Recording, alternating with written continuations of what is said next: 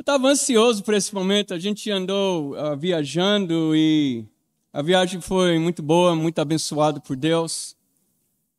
Mas foi uma das viagens mais corridas que já tive. Muita coisa para resolver, muita gente para visitar e ver, igrejas e congregações. Mas estava ansioso por voltar por esse momento aqui com vocês. Abraçar vocês, olhar nos seus olhos e expressar o amor e a saudade. O que eu de fato não estava esperando era sofrer bullying. Porque não foi você, né? Um irmão precioso dessa congregação me deu uma blusa muito linda no meu primeiro ano aqui em Campo Grande. E 4 pessoas vieram comentar que eu pareço uma toalha de mesa da vovó. Me mostraram fotos de mesas com toalhas até rindo da minha cara. Eu achava que eu estava a caráter aqui em Campo Grande, né? Mas pelo jeito essa cor aqui abre espaço para tal coisa. Bem, é um imenso prazer estar aqui com vocês. E esse mês o assunto é sobre sexualidade, né? O mundo fala demais sobre esse assunto. É tanto que é um exagero. É tão grande que querem introduzir até na identidade humana a sexualidade como a coisa principal e tornando todas as outras coisas como pormenores ou menos importantes. É um reducionismo que está convencendo cabeças e distorcendo a vontade de Deus. E tenho a impressão, nas minhas décadas de terra e igreja, que nós parece que falamos de menos sobre esse assunto. De vez em quando, de forma talvez tímida, talvez nós nos acanhamos, ou talvez nos falta o entendimento da importância de assuntos como esse. Eu não sei de que formas e todas as situações, mas de uma coisa eu tenho certeza. Este assunto no mundo tem afetado essa igreja aqui. Tem mexido com os nossos irmãos. Estão tentando fazer a cabeça dos nossos jovens, adolescentes e crianças.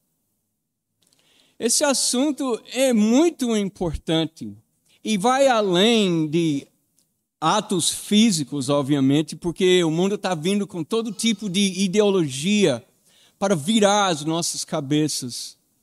E talvez não vire a sua, mas provavelmente já atingiu alguém que você conhece, alguém que você ama, alguém que você se importa.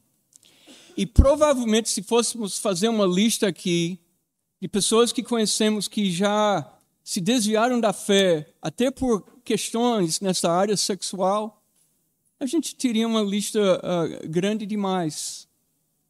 Uma lista que provavelmente nos levaria a derramar lágrimas de pensar no que tem acontecido.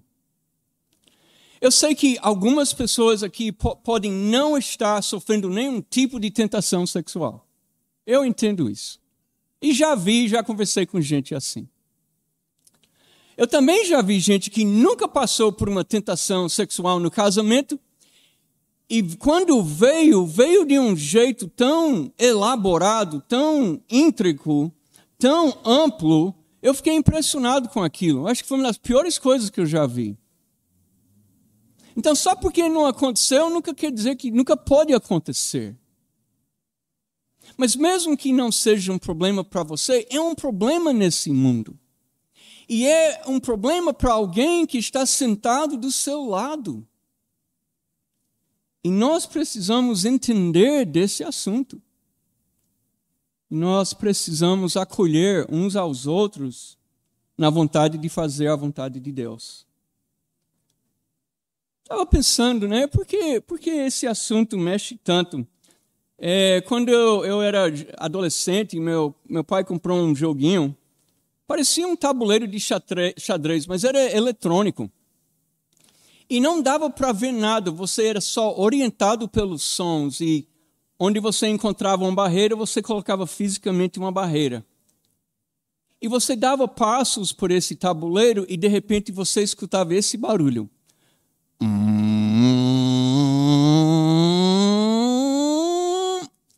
E quando escutava esse barulho, dava um nó na barriga, por quê?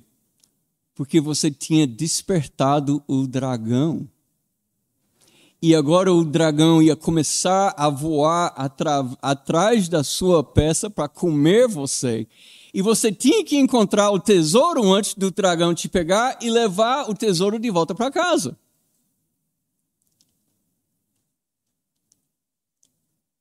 Tenho a impressão de que esse tipo de assunto, às vezes, é algo que está meio que dormente aqui dentro. Mas que algo pode despertar, algo pode mexer nisso. E essa coisa acordar. E eu tenho a impressão que uma vez que essa torneira abre, é difícil de fechar. E uma vez que desperta para algo, é como se aquilo entra na mente e começa a entrar no coração e começa a afetar até a própria alma. E pensa comigo, Satanás, o mundo, seja como for, o mundo quer nos despertar. O mundo quer mexer com a gente. O mundo quer nos convencer de coisas que não são necessariamente verdade. E quer nos atrair, e quer nos chamar, e quer mudar a nossa forma de ver, de pensar e de agir. E nós estamos numa situação de perigo. E precisamos nos cuidar e cuidar uns dos outros. A carne é uma coisa tão difícil. Quando eu digo carne, é os desejos maus. Eu digo carne, essa tendência humana pecaminosa. Obrigado.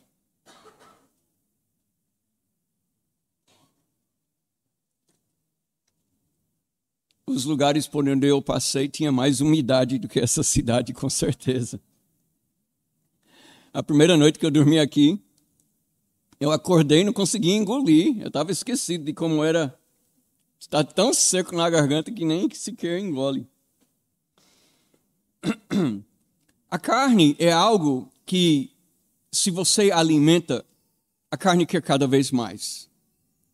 Nunca é a situação de você fazer algo pela carne e pensar, pronto, satisfiz essa curiosidade, satisfiz esse desejo, agora eu não vou ter que lidar mais com isso. Não acontece assim. Se você alimenta, essa coisa vai atrás de você e vai engolir você. A carne toma vida e ela quer mais e mais e mais e mais. Então temos um perigo nesse mundo, nós temos um perigo dentro de nós, nós temos um perigo aqui na igreja, de pessoas que estão sofrendo coisas. Poxa vida, todo mundo está com internet na mão e, graças a Deus, eu não tenho nenhuma rede social. O único que eu tive, eu não usava, minha esposa criou só para as pessoas pararem de ir atrás dela, para falar comigo. Não tenho, não uso, mas a Adriana disse para mim outro dia, eu estava folheando a internet e, de repente, aparece lá coisas, né? Pessoas, gente seminua ou nua, convites para, do nada, e ela coloca todo tipo de restrição e bloqueio e está lá. Eu não quero saber dessas coisas, não. Quero estar longe disso. São perigos que tem na palma da mão. E graças a Deus eu nunca realmente participei de nenhuma rede social. E convido você a fazer parte do meu time. Estávamos lendo aqui 1 Coríntios capítulo 6. E diz no versículo 9, vocês não sabem que os perversos não herdarão o reino de Deus? Não se deixem enganar, nem imorais, nem idólatras, nem adúlteros, nem homossexuais passivos ou ativos. A gente conhece bem essa passagem. Aqui Paulo vai dizer no versículo 15, vocês não sabem que seus corpos são membros de Cristo? Tornarei eu os membros de Cristo e os unirei a uma prostituta? De maneira nenhuma. A nossa intimidade é tão grande com Deus, somos um com Ele, somos casados com Ele. Vamos unir isso com imoralidade sexual? De jeito nenhum. Versículo 18, fujam da imoralidade. É uma traição a Cristo, é unir Cristo com o corpo de Cristo e alguém do corpo de Cristo com uma prostituta. Estamos falando de um assunto grave. Mas esse assunto é grave além da prática. Porque essas ideologias de gênero estão criando políticas, estão afetando a cultura, estão mexendo nesse mundo de tantas formas possíveis. Mas esse assunto é grave. Inclusive, diz no 19, acaso não sabem que o corpo de vocês é santuário do Espírito Santo que habita em vocês? E vou usar o santuário do Espírito Santo para praticar uma imoralidade? São coisas muito importantes que a gente conhece. Talvez a pergunta para nós nessa manhã será que é possível a gente viver de acordo com a vontade de Deus nesse mundo? Será que é possível viver o padrão bíblico de sexualidade neste mundo? E eu espero que no seu coração e na sua mente a sua resposta seja sim, é possível.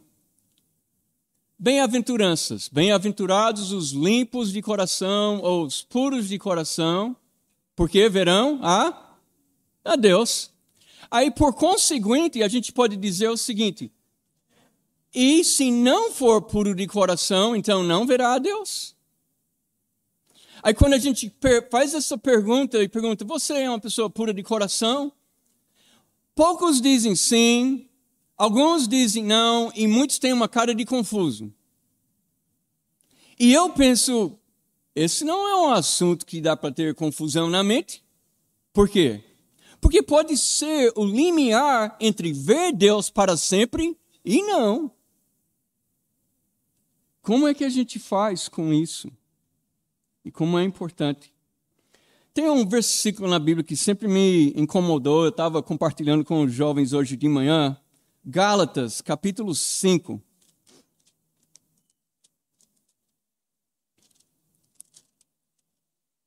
Queria sempre entender esse versículo. Desejava viver esse versículo na minha vida. E muitas vezes me vi frustrado. Paulo diz aqui, por isso, digo, vivam pelo Espírito e de modo nenhum satisfarão os desejos da carne. Na atualizada diz, andai no Espírito. Então, viva pelo Espírito, andai no Espírito e de modo nenhum satisfarão os desejos ou as concupiscências da carne. Aí a gente lê isso aqui e a gente pensa, é isso que eu quero. Eu quero fazer isso. Eu quero dizer não para todos os desejos da minha carne e quero, portanto, andar no Espírito. O convite está aqui. E uma coisa que é implícito aqui é, se você estiver andando no Espírito, você não vai estar andando na carne. E eu não estou dizendo que um cristão não vai cair vez por outra, é só que essas duas coisas são incompatíveis. Você não anda em um e pratica o outro. Não combina. E onde que está o furo, então? E por que a gente cai tanto? Uma coisa que Paulo não está dizendo e Deus não está prometendo é eliminar o desejo. Ok? Você pode ter tido um desejo da carne que teve no passado e hoje não tem. Mas na Bíblia não há essa promessa que todos os desejos carnais serão eliminados. Isso não é prometido. Então, o que a gente faz com isso? A gente entende que estão aqui, e se nós nos livrarmos de algum, beleza, mas podem surgir outros. E a ideia é de aprender o que fazer com esses desejos, mas mais ainda, de aprender a andar no Espírito. Andar no Espírito. Na psicologia, no coaching, nos livros de autoajuda, existe uma discussão sobre o ponto de partida, onde se começa a agir e mexer para trazer uma transformação, uma mudança. E algumas pessoas vão dizer que o ponto de partida é o pensamento. Outras pessoas vão dizer, é mais interessante começar em criar as emoções que você quer, que vão te dar ânimo e motivação para realizar as coisas que você quer. E outras pessoas vão dizer, você começa com o comportamento, que vai começar a afetar como você se sente e depois afetar como você pensa. Então, eles falam ideias que são completamente contrários uns aos outros. E mesmo que cada ideia tenha alguma validade, amados irmãos, nós nunca seremos, nem no nosso comportamento, nem na nossa emoção, e nem no que a gente faz, nós nunca seremos o ponto de partida. Nunca. O começo de uma mudança nunca é aqui. É sempre Deus. Ele é o ponto de partida. Ele que amou primeiro. Ele que criou. Ele que veio aqui. Ele que mostrou. Ele que ensinou. Ele é o ponto de partida. E daí ele quer mexer em quê? No pensamento, no coração, na alma, no comportamento, na família, nos relacionamentos. Ele quer mexer em tudo. Não fica nada de fora. E não importa onde ele toca, uma coisa mexe na outra e mexe na outra. É um efeito dominó. E nós somos uma coisa só. Não é mente, emoções, alma. Não é tudo separado, categorizado, dividido, não. É uma unidade. Mexer em uma coisa, mexe em tudo. Para o mal ou para o bem. Mas o ponto de partida é Deus. E eu não vou ficar aqui fingindo para vocês que eu sei exatamente o que significa andar no Espírito. Eu creio que é andando no Espírito, que vivemos no Espírito, que entendemos o que é andar no Espírito. Tá certo? Existe algo da relação com Deus que nos ensina isso na prática, e na convivência, e na relação. Mas tem coisas que a gente pode falar. Andar no Espírito é convivermos com Deus, na sua presença, na sua palavra, em oração, ora falando em oração, ora se calando. Um pregador, na nossa viagem, ele disse assim, eu acho que a melhor oração que eu fiz uma vez foi quando eu não falei nada. Eu pensei, justo? Eu vou contestar ele, não. Em oração, ora falando ou se calando, é deixar Deus ensinar a ser como Deus, pensar como Deus, fazer como Deus, treinando e praticando juntos todo dia com amor, foco, determinação e disciplina. Sabe qual é o grande problema disso aqui? Ser como Deus é maravilhoso. Inclusive na Bíblia a definição disso é piedade, né? Piedade é ser como Deus. Buscar Deus, ser como Deus, trazer disciplina para a vida, determinação, foco, olhar, tudo isso é importante. O grande erro que a gente comete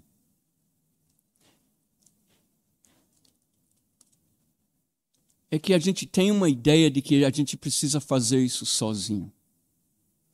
Eu vou cuidar da minha vida espiritual e vou orar para que você cuide da sua.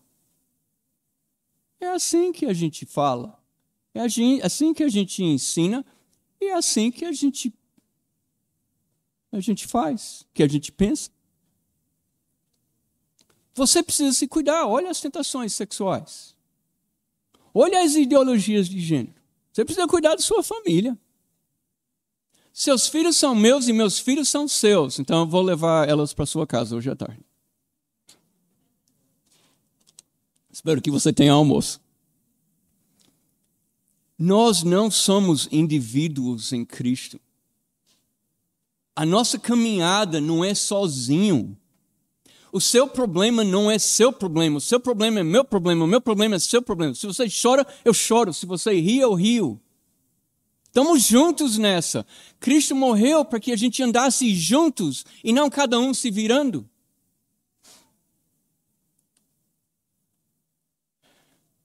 Perguntei na escola dominical dos jovens hoje, alguém aqui pecou esse ano, um pecado que você não gostaria de confessar aqui? Você tem vergonha? Imagina, todas as mãos levantaram. Aí eu perguntei, e você falou isso para alguém? Claro, não gostaria de falar nesse grupo aqui, mas falou para alguém. E aí, de 8 pessoas, 2 tinham falado para alguém sobre isso. Já é um passo, né? Já é um passo na direção de andar no Espírito. Por quê? Porque uma das coisas sobre o Espírito, ele quer que aquelas coisas que a gente faz, elas não fiquem aqui dentro, escondidos e no secreto. Inclusive, Tiago falou, né? Confessai os pecados uns aos outros, orem uns pelos outros para serem curados. Esse negócio precisa vir para fora. Agora, vai falar para todos e qualquer um? Não, precisa ser um irmão de maturidade, confiança e sigilo. Mas não deixe pecado aí dentro. Não guarde segredo. O que você faz que guarda segredo é um problema seu? É. E corre o risco de eu ou você contaminar a igreja toda. Por quê? Porque pecado é assim. Posso fazer escondido, ninguém pode estar sabendo de nada e pode estar apodrecendo essa irmandade. É assim. É o que a gente tem que fazer se formos andar no Espírito. Não é sozinho, é juntos, e a gente traz essa coisa para fora para falar, para orar, para cuidar, para um exortar o outro, para um cuidar do outro, e a gente fazer essa caminhada juntos. Por quê? Porque nós não damos conta. Não pense que você dá conta desse assunto e não pense que seus irmãos na fé dão conta desse assunto. Mexe demais, é grande demais, é forte demais, vira a cabeça demais, ilude demais, é mentira demais, e as pessoas acabam acreditando nas mentiras. Não devemos enfrentar nenhum pecado sozinho. Todos devem ser em comunhão com Deus e com os irmãos. Todos. Todos os irmãos, não. Mas na comunhão com alguém, sim. Preciso de você. E você precisa de mim. E nós precisamos uns dos outros. Andar no Espírito é juntos estarmos sempre pensando sobre como Deus pensa. Não é só uma obediência cega. Não é só fazer porque Deus mandou. Devemos fazer isso porque Deus mandou. Tudo bem. Mas vai mais a fundo. Piedade é entender a origem de quem falou. Como Deus pensa, o que Ele quer. E por que isso é bom? Porque a vontade de Deus é uma vida abundante e a vida no mundo, que é fora da vontade de Deus, é uma vida sem a graça e uma vida de perdição. E onde pessoas estão em angústia e ansiedade e depressão e tomando remédio e correndo atrás de até drogas para aliviar toda a dor que sente. Por quê? O que Deus sabe que essas pessoas não sabem? O que Deus pensa? O que Ele vê? Para tudo que Deus fala, Ele tem uma razão. E eu posso não entender todas as razões de Deus, mas eu gostaria, junto com você, de buscar Deus de uma forma que Ele nos revelasse o quanto Ele quisesse revelar. Eu não preciso entender de tudo, mas eu gostaria de entender a mente de Cristo que nos foi dada. E de entrar não só na vontade do Senhor, mas no pensamento e no amor e no comportamento de tudo que Deus faz. Andar no Espírito. Andar no Espírito me faz pensar sobre a graça de Deus. Já pensou em usar a graça de Deus para combater tentação no mundo? A graça de Deus nos ensina, na forma mais profunda possível, a sermos pessoas gratas. E quem vive agradecendo, e confesso aqui que nem sempre tem sido o meu dia a dia, mas quem vive agradecendo tem uma forma diferente de ver a vida. Está olhando mais para o que está bom do que o que está ruim. Está mais para olhar para Cristo. Tem muita coisa ruim acontecendo no mundo. Politicamente, economicamente, blá, blá, blá, blá, blá. Mas Deus é o mesmo e Deus nos ama e Ele está aqui. E a fé em Deus não tem a ver com circunstância. Tem a ver com quem Ele é e o quanto nós confiamos nele, apesar das circunstâncias. E Ele está nos chamando para confiar nele. Não importa o que aconteça.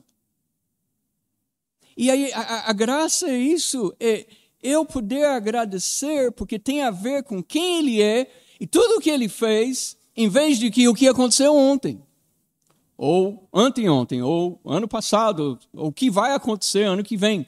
Isso não importa, tanto quanto importa quem Deus é e o que Deus faz. E quando somos tomados por gratidão, quando nós juntos somos gratos, nem você sozinho, juntos, agradecendo, focando no que há de bom, buscando ser como Deus e pensar como Deus, e entendendo que nós não temos condições de fazer essa luta sozinhos, então nós vamos em frente. E nós vamos poder andar juntos no Espírito, viver pelo Espírito. E não precisamos ficar cedendo aos desejos da nossa carne. Senti-los, sim. Ceder, não precisamos.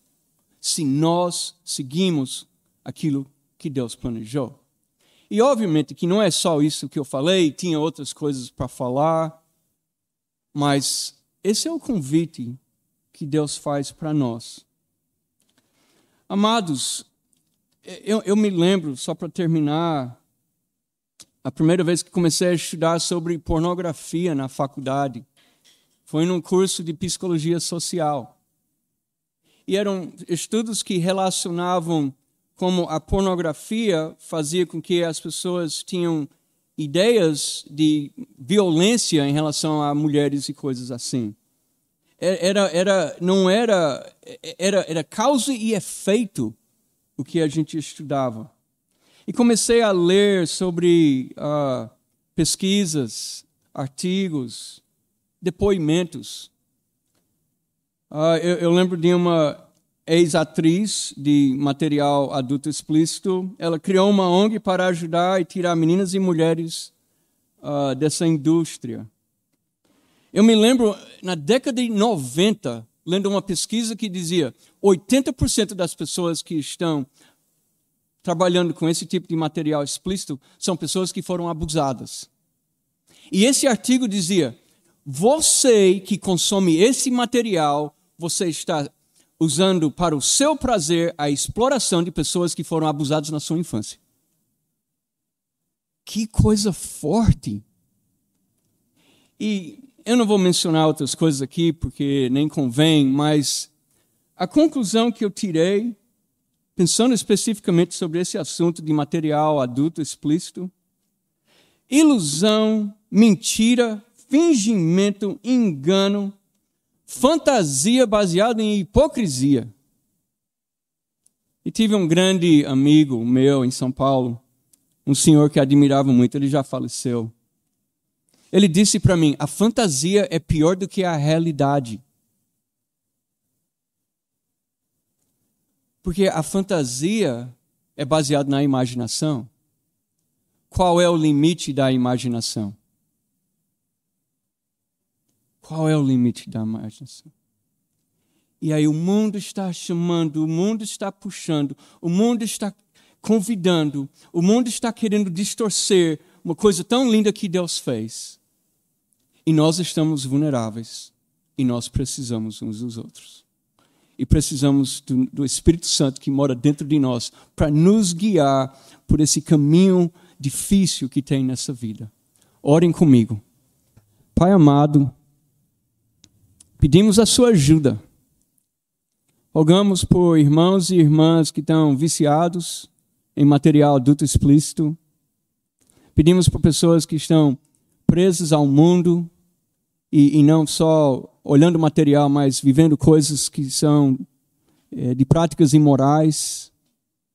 Pedimos, Pai, por pecados escondidos que precisam vir para fora, que o Senhor providencia irmãos de maturidade, de confiança e sigilo, para acolher pessoas que precisam confessar. Pai, tira da nossa mente que estamos aqui para fazer essa luta sozinhos e com o nosso próprio esforço. Que possamos, Pai, nos render ao Senhor e à comunhão que o Senhor criou para nos amparar e nos ajudar nessa caminhada. E, Pai, que possamos juntos, de mãos dadas, manter os olhos focados na sua graça, seu perdão, na sua misericórdia, na pessoa do nosso Salvador, que morreu numa cruz para nos libertar e não vivermos mais como escravos, nem dos outros e nem de nós mesmos. E é no nome dele que nós oramos. Amém. Deus abençoe. Boa semana.